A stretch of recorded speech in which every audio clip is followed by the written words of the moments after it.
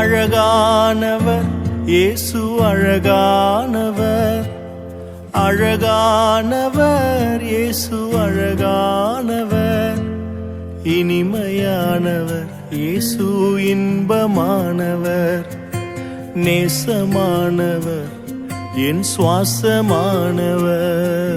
Prayer warriors ministry இன்றைய வாக்குத்தத்தம் ஏசாயா அதிகாரம் 51 இறைவார்த்தை 12. உங்களுக்கு ஆறுதல் வழங்குபவர் நானேதான். மடிந்து போகும் மனிதருக்கும் புல்லென மாயும் மானிடருக்கும் நீ அஞ்சுவது ஏன்? அன்பார்ந்தவர்களே, இந்த நாளில் நாம் மனிதனை குறித்து பயந்து கொண்டிருக்கின்றோம். நாளை என்ன நடக்கும்? எப்படி என்னுடைய வாழ்வை நடத்தப் போகிறேன்? உலக பிரகாரமான காரியங்களை குறித்தும் மனித செயல்பாடுகளை நினைத்தும் பயந்து கொண்டிருக்கிறோம்.